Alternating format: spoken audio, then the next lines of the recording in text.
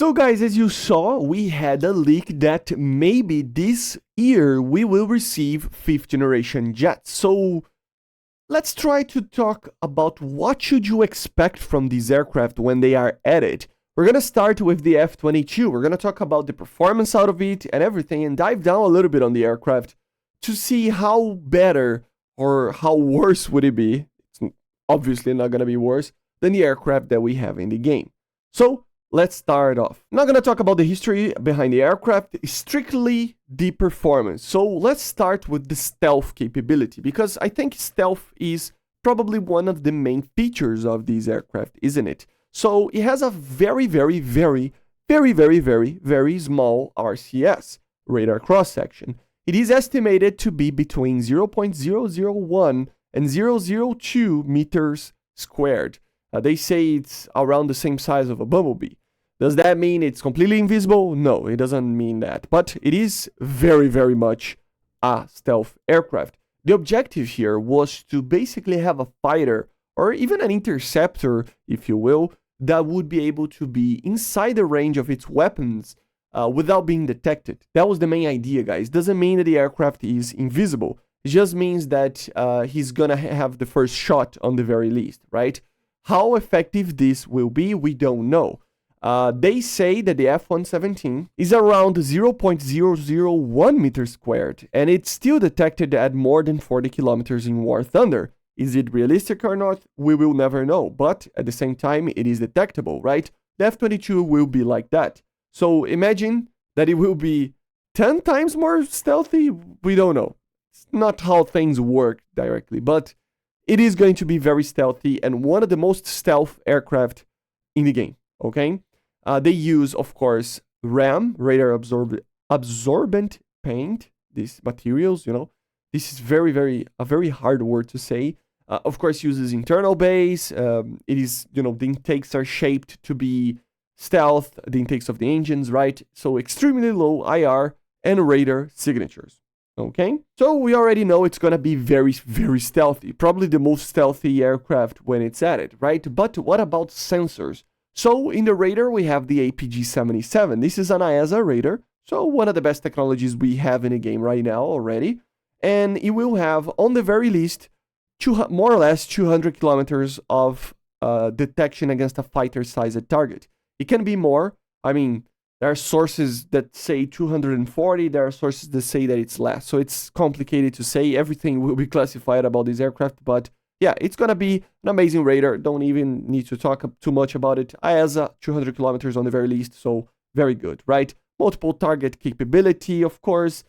They have an LIP technology, so low probability of intercept, which is basically going to be a little bit less hard, like a little bit harder to be detected when the radar is actually on, right? So we will do a lot of measures there to basically be less detectable by RWRs and even other sources, okay? On the terms of defense sensors, it has pretty much basically a electronic suite there that it is the ALR-94, right?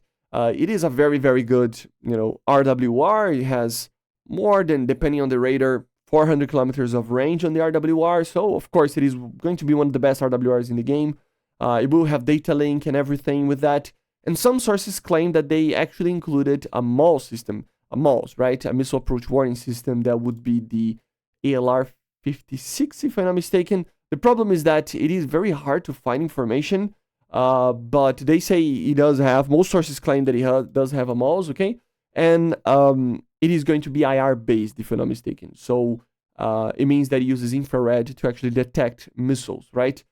So it will detect basically the heat that the missile produces while burning or when it's just fast and creating heat, okay? So all sorts of stuff that these aircraft will be needing, right? So stealth and amazing sensors. What about flight performance? Because having only the normal, you know, sensors and everything and RCS and everything isn't 100%.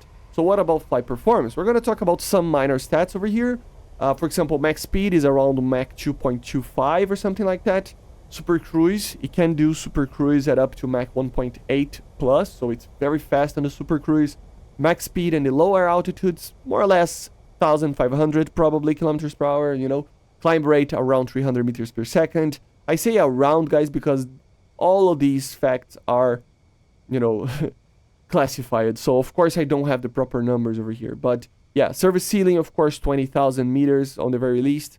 So it's complicated to find information. But the engines that this thing has is actually pretty amazing. Pratt & Whitney F119. It is producing around 156 kilonewtons with afterburner each. So it's a lot of power. It produces an immense amount of power. So it will have an enormous amount of thrust weight and an enormous amount of acceleration. Thrust rate with combat weight should be around 1.26. It can exceed 1.4 even if it's lightly loaded. So very, very good. And of course, remember, these engines have thrust vectoring up or down. So in a dogfight, it will be amazing. So yeah, already one of the best aircraft in the game with just these facts, right? But of course, let's talk about the cherry on top of it. The missiles. Of course, this is a fighter, guys. Although maybe technically could use JDAMs and other things, GBU-39s maybe, but it is more made for aircraft, okay? So, of course, main missile, AIM-120. If he uses the A's and B's, if I'm not mistaken, it can take 4 of them. If he uses the C5 onwards, it can take 6 of these missiles. And then, strictly, he has 2 bays on the side to actually have 2 AIM-9. So, an AIM-9M or X, okay? So, it's going to be kind of limited on the payload options. You will probably just use 6 AIM-120s and then 2 AIM-9s. That's kind of the idea over here. Some sources claim that it can actually use underwing hardpoints and stuff. To be honest, it probably can, but normally they don't use that. If he could, he would be able to, if he can, you know, if it's confirmed, it can take up to 10 AIM-120s. So yeah, but then it breaks a little bit of the stealth, right? So I would take just the 6 AIM-120s if I were a pilot there in War Thunder, right?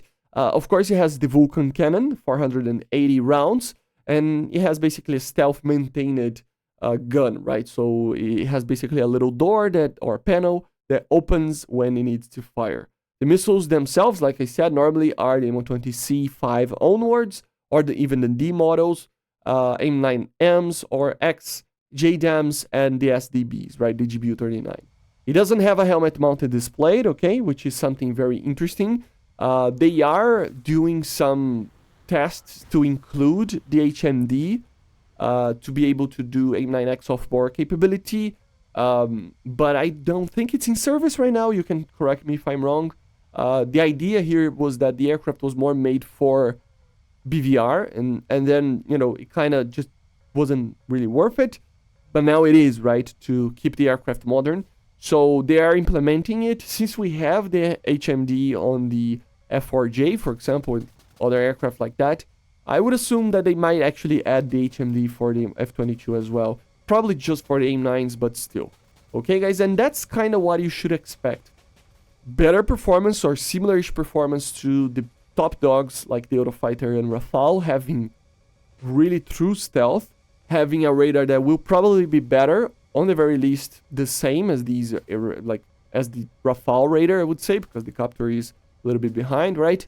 It would have MOS, it would have a very good RWR, it would have the most modern missiles that the Americans can use, and of course a very fast aircraft that can climb very well and do dogfights very well. So a very, very scary aircraft that will have a very high BR. What is the BR of this thing? I got no idea, guys. Honestly, I got no idea. On the very least, I would assume that it would be a 15.0. In my opinion, it should be a 15.0. To really don't mess with the 13.7s below. On the maximum, a 14.7. But already it's kind of too much. And I will be doing more videos about the other 5th generation jets that you should expect. And yeah, all of them will be around that BR, right? So amazing, the F-22. I mean, there are F-35s nowadays and stuff, but if you are like me that was born in late 90s, right? You will have more of a feeling between American aircraft, you know, you would love the F-22 more just because it is the OG 5th generation jet nowadays, right? I just love the F-22 way more than the F-35 in my opinion, but So I cannot wait to fly these aircraft instead of the F-35, talking about American aircraft, right? Of course, the J-20 as well, the Su-57 and YF-23 apparently. But yeah, this is probably my favorite of the American ones. So I see you guys on the next one. Let me know in the comments what you think about this leak. And of course, this amazing aircraft that might be added at the end of the year. And I see you guys on the next one. Subscribe, leave a like, leave a comment. And bye guys, see ya.